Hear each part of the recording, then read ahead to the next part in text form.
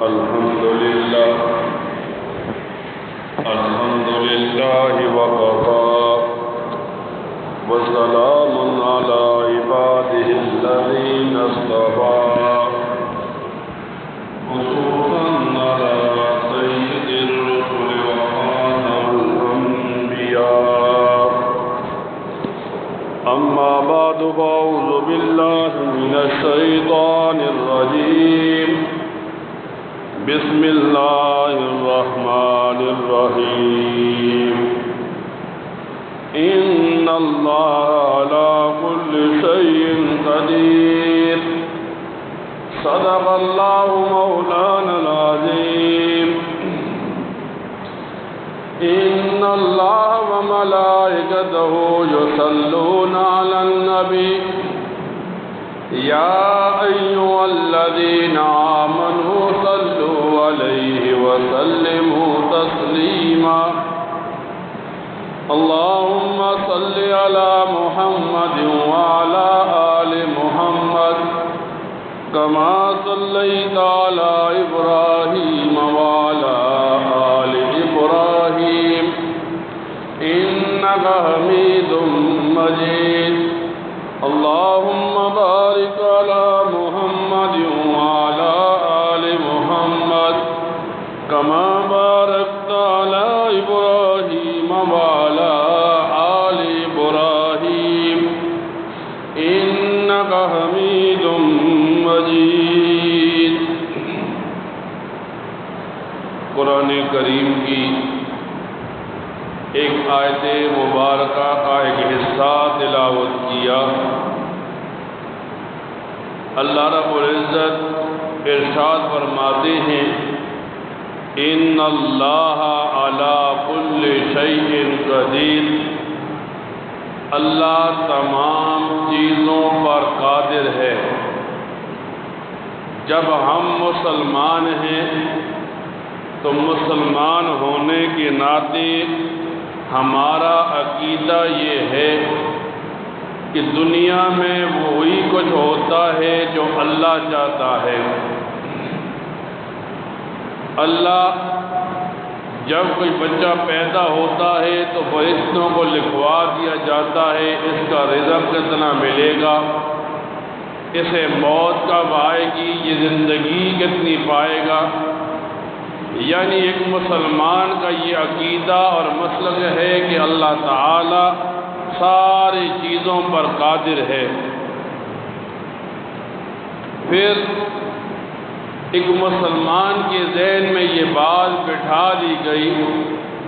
کہ نہیں، دنیا کے اندر انسان کے ساتھ کچھ معاملات ایسے ہوتے ہیں جو انسان کے ساتھ خاص ہوتے ہیں۔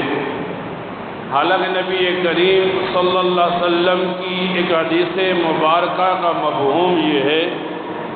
کہ اگر ساری مخلوقات انسان کو نفع دے اور اللہ تعالیٰ نفع نہ پہنچانا چاہے تو مخلوقات انسان کو نفع نہیں دے سکتی، اور اگر سارے مخلوقات انسان کو نقصان دے اور اللہ تعالیٰ نقصان نہ دینا چاہے تو کوئی بندہ نقصان نہیں دے سکتا۔ حدیث مبارکہ کے اندر نبی کریم صلی اللہ علیہ وسلم فرماتے ہیں کہ نحوست، بدشگونی، بدفعلی ستاروں کے اثرات کوئی اثریت نہیں رکھتے۔ آج کل ایسا زمانہ آ گیا لوگوں پر، کبھی لوگ زمانے کو برا سمجھتے ہیں، کبھی لوگ ستاروں کے پیچھے چلنے کو مذہب سمجھتے ہیں، پھر لوگوں کا نظریہ بن جاتا ہے فلاں ستارے کے ساتھ میں متعلق ہوا تو یوں میری تقدیر بنا دی جائے گی۔ حالانکہ بار بار حدیث مبارکہ کے اندر اس بات کی نفی کی گئی۔ پھر لوگ زمانے کو برا جانتے ہیں، زمانے کو منحوس جانتے ہیں۔ محرم کا مہینہ آتا ہے تو لوگ منحوس جانتے ہیں، صبر کا یہ مہینہ شروع ہوتا ہے تو لوگ منحوس سمجھتے ہیں، اور پھر زمانے کو برا کہتے ہیں، حالانکہ اللہ تعالیٰ کا فرمان ہے لا تسبوا الدار فإن الدار، کہ تم زمانے کو برا نہ کہو، میں بھی زمانہ ہوں۔ یعنی اللہ تعالیٰ نے زمانے کو پیدا کیا تو اللہ تعالیٰ نے انسان کو بتا دیا اب تقدیر میں جو لکھا ہے مل کر رہے گا۔ بعض بندہ حدیث کی کتابیں اٹھاتا ہے تو حدیث کی کتابوں میں یوں ملتا ہے، نبی کریم صلی اللہ علیہ وسلم کا فرمان ہے بیمار اونٹ کو تندرست اونٹ کے قریب مت چھوڑو، یا ایسا اونٹ کہ جسے کوڑ کی بیماری لگا دی گئی، ایسے اونٹ کو باقی اونٹوں سے بچاؤ۔ لوگوں نے یہ سمجھ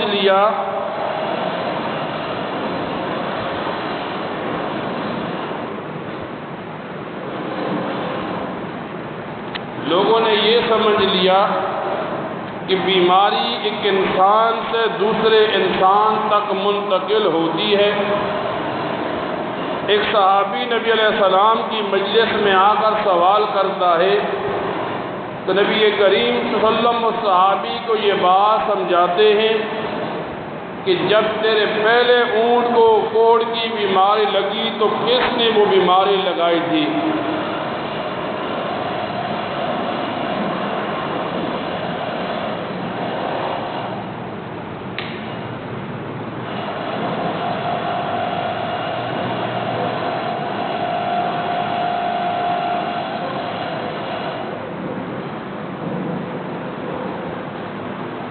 اب ایک انسان جب احادیث مبارکہ کو پڑھتا ہے تو اس انسان کو یہ تعلیم دی جاتی ہے کہ کبھی شریعت کے اندر یہ نہیں بتایا گیا کہ ایک انسان سے دوسرے انسان کو بیماری منتقل ہو۔ اب یوں حدیث مبارکہ میں آتا ہے جب یہ کوڑ والے اونٹ کو دوسرے اونٹ سے دور کرنے کی باری آئی تو علماء نے اس کی تحقیق میں یہ لکھا یہ اس لیے ایک مسلمان کو بتایا گیا تاکہ بعض لوگوں کی طبیعتوں میں نفاست ہوتی ہے۔ بعض جگہ بعض علماء لکھتے ہیں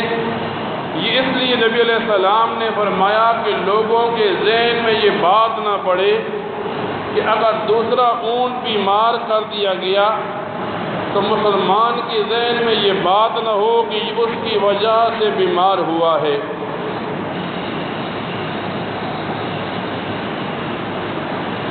اب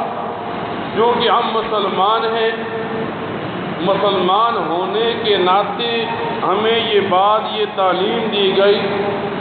کہ مسلمان بدشگونی نہیں لیتا۔ مثال کے طور پر معاشرے میں ایک بات چلتی ہے کہ ایک آدمی کسی کام کے لیے چل رہا تھا اور کام کے لیے چلتے ہوئے اس کے راستے سے کوئی چیز گزری، اس نے ذہن بنا لیا کہ اب یہ جو چیز گزر گئی ہے تو میرا آج کا دن اچھا نہیں گزرے گا۔ اب جب ایک مسلمان ان باتوں کو نظریہ بناتا ہے، ان باتوں کو اپنانے کی کوشش کرتا ہے تو اس مسلمان کو بتایا جاتا ہے وَمَن يَتَوَكَّلْ عَلَى اللَّهِ فَهُوَ حَسْبُهُ، کہ اللہ تعالیٰ ہی پر ایک مسلمان کو توکل کرنا چاہیے۔ فرماتے ہیں نبی کریم صلی اللہ علیہ وسلم، ایک حدیث مبارکہ میں یوں آتا ہے کہ نبی کریم صلی اللہ علیہ وسلم نے فرمایا اللہ تعالیٰ نے مجھے ساری امتیں دکھائیں اور ساری امتوں میں سے مجھے اپنی امت کی زیادتی نظر آئی تو نبی کریم صلی اللہ علیہ وسلم فرماتے ہیں میں بڑا خوش ہوا تو میں نے اللہ تعالیٰ سے پوچھا کہ یہ لوگ جو یہاں ہیں سب سے زیادہ میری امت ہیں، تو اللہ تعالیٰ نے سوال اٹھایا آپ ان کو زیادتی دیکھ کر خوش ہوتے ہیں؟ نبی کریم صلی اللہ علیہ وسلم ہاں، تو اللہ تعالیٰ نے فرمایا یہ اس لیے زیادہ ہیں اس لیے کہ ان میں 70,000 وہ لوگ جو بغیر حساب کتاب کے جنت میں داخل ہوں گے، یہ وہ لوگ ہیں جو برا فعل نہیں لیتے تھے، جو فقراء وغیرہ کے دماغ میں بات نہیں ڈالتے تھے۔ یعنی ہم جب اپنے آپ کو مسلمان کہتے ہیں، مسلمان ہونے کے ناطے ہمارے اوپر ان چیزوں کو لاگو کیا جاتا ہے جو شریعت مطہرہ سکھاتی ہے۔ مثال کے طور پر جب محرم کے مہینے کے بعد یہ صفر کا مہینہ شروع ہوا، اب لوگوں کے ذہن میں ایک اشکال ہے۔ لوگ سمجھتے ہیں محرم کے مہینے میں بھی نحوست تھی، حضرت حسین کے قتل کی وجہ سے، اور صفر کے مہینے میں بھی نحوست ہے۔ اب سوال یہ ہوتا ہے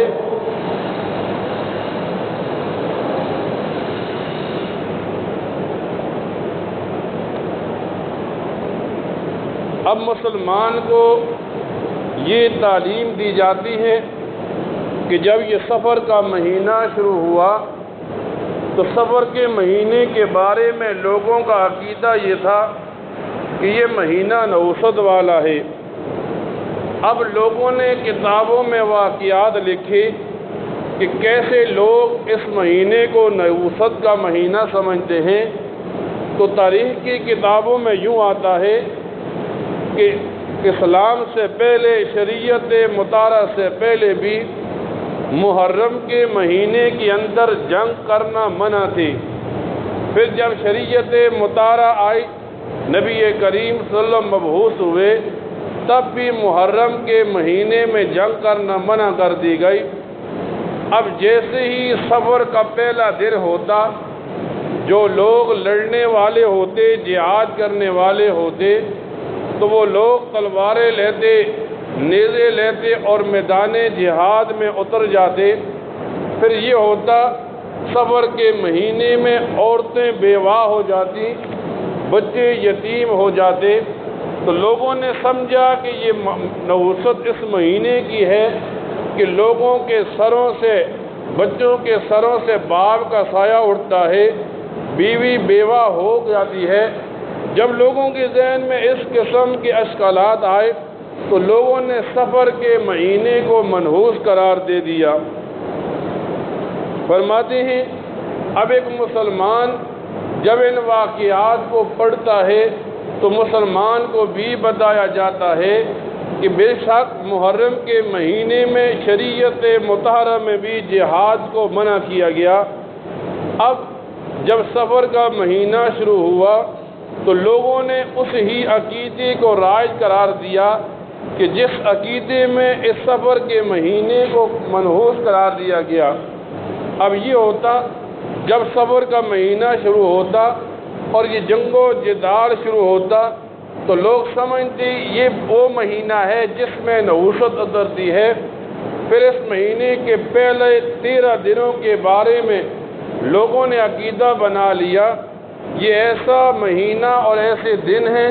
کہ جو بہت ہی منحوس ہیں، اس لیے ان 13 دنوں کو ترتیزی کا نام دیتے،